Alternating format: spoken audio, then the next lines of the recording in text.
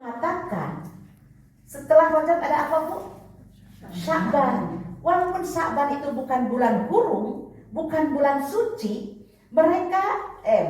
dia ya Bu, terletak setelah Rajab dan Ramadan. Jadi ada cabang di sana. Dia berada di tengah-tengah antara Ramadan dan Rajab.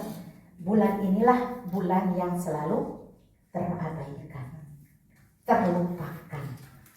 Tos Rajab betos, dina Rajab diperbanyak sholawat. Sering mungkin ibu mendengar masjid-masjid yang mengudarakan sholawat selama Rajab. Sekarang Sya'ban jempling. Mungkin mau awal Ramadan baru dikumandangkan lagi. Terus di bulan Sya'ban ibu sering mengadakan makan-makan. Ya Bu, apa namanya? Makan. Pengajian terakhir makan di sini, pengajian terakhir makan di sana. Semua pengajian makan.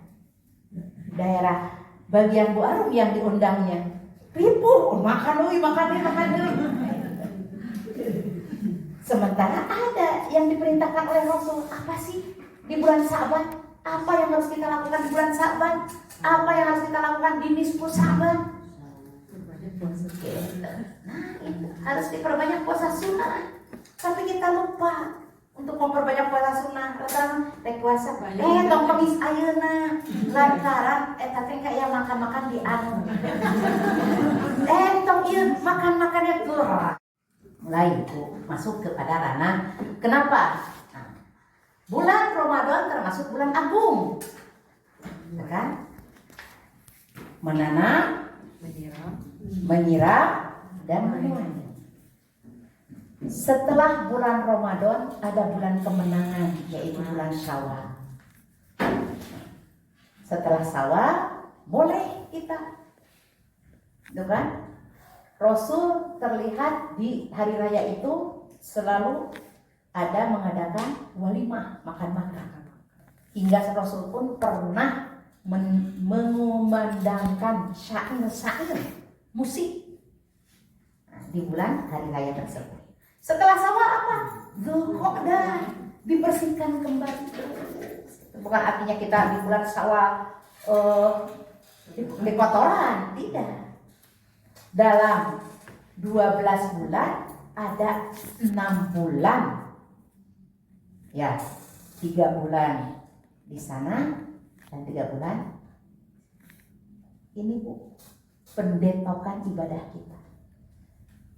Makanya kalau kita telaah masing-masing, ya, kapan saatnya kita bermunajat kepada Allah dengan betul-betul, dengan serius.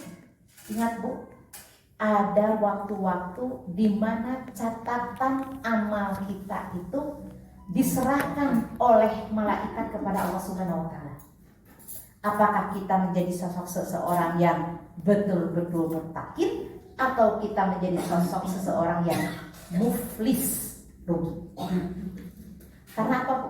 Malaikat hanya mampu mencatat ini adalah amal baik dan ini adalah amal jelek si fulan.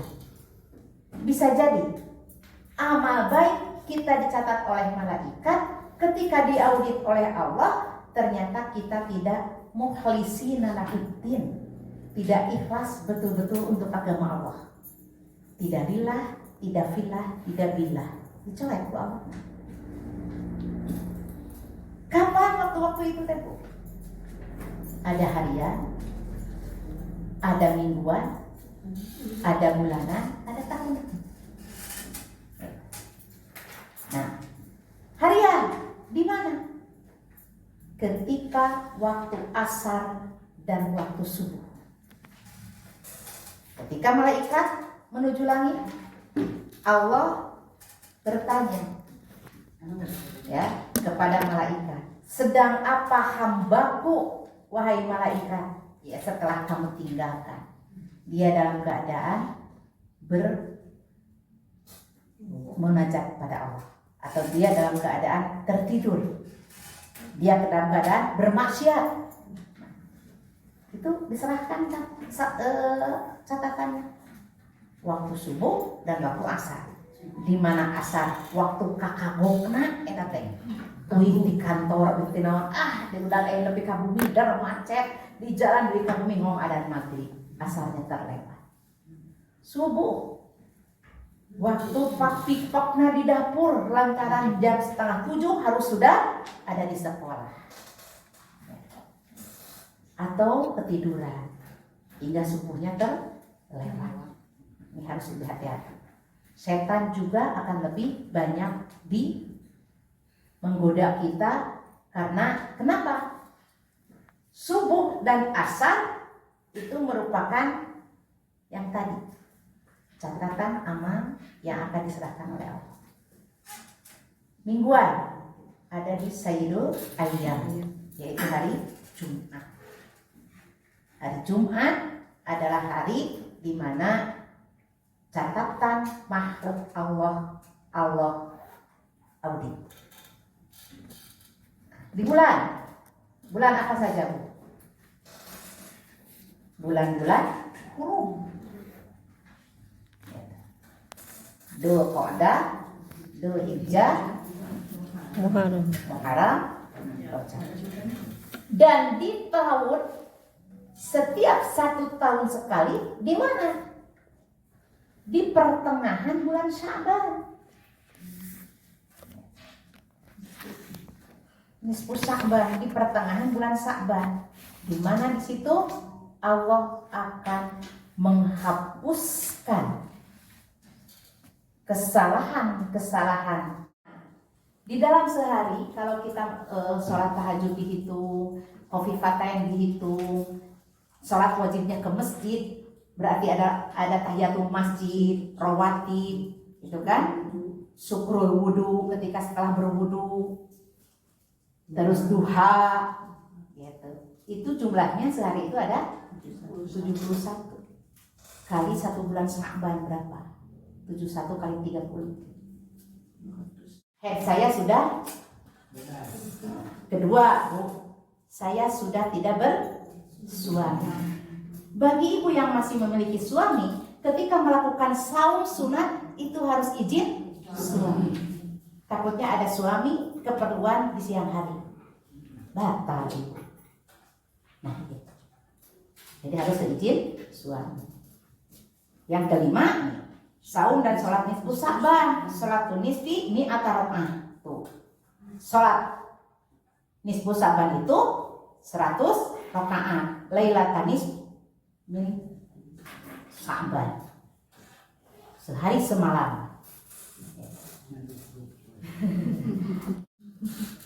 Karena kalau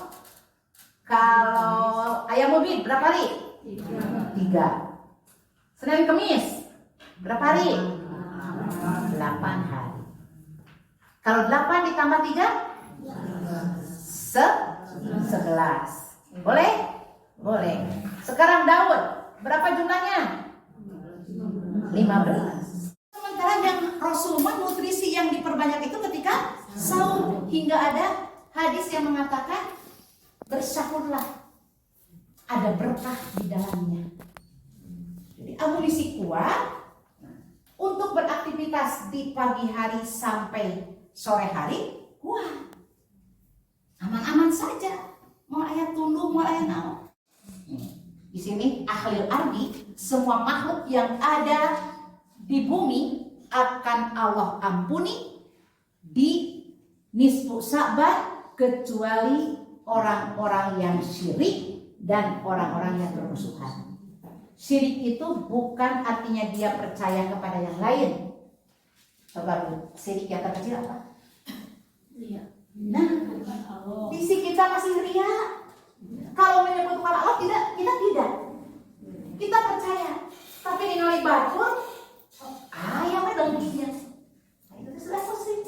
Kita mah diperintahkan ketika ada saudara kita yang mendapatkan kebahagiaan, kita harus ikut bahagia. Makanya ada ayat-ayat yang mengatakan fa'amma bi ni'mati rabbika fahadis. Gitu.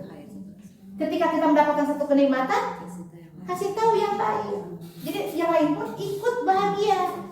Karena kita mendapat kebahagiaan, kenapa kita bungkam? Ya eta sok seueur sirik. Ada tembong-tembong di sisi. Padahal ada hadis yang mengatakan, Bu, membikin status itu bukan curhatan karena sakit hati. Hati suami, status pun, saya RW apa, jadi kalau dimasukkannya ke Facebook mah maka sedunia kali ya. Gitu. Tapi apa coba Bu, sering saya mengatakan begini. Kalau Senin, Kemis atau ayam Mubin, satu saya sahur. Gambar itu ada yang mengatakan begini. Kenapa Bu Arum di dini hari? Nah itu. Kita mau jadi siapa sih? Mau jadi Khadijah? Oke. Mau jadi Siti Aisyah? Cari sosok umum mukminin contohnya seperti apa. Kenapa Aisyah tidak dibebani anak? Kenapa istri-istri yang Rasul yang lain juga tidak? Hanya Khadijah. Itu kan ada di ranah Allah.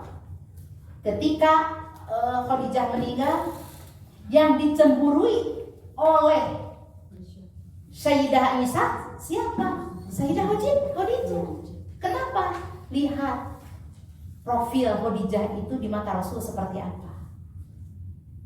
Tidak seperti Aisyah. Aisyah itu muridnya banyak, laki-laki, Bu. Ya, tahu dari mana Bu Arum? Dari sini. An Aisyah radhiyallahu anhu qala an hingga sampai ke Bukhari. Itu semua murid Aisyah. Sanadnya itu. Aisyah menjelaskan bahwa Rasul berperilaku seperti ini. Nah, hingga sekarang sampai saat ini saya bisa jadi disebut muridnya Sayyidah Aisyah karena sering menjelaskan hadis-hadis dari Aisyah. Ya, murid yang tidak bertemu dan tidak berguru, tapi hanya meneruskan. Seperti Hamka, Bu. Hamka itu guru saya, walaupun tidak sejaman, tidak bertemu, tapi saya baca buku-buku Hamka.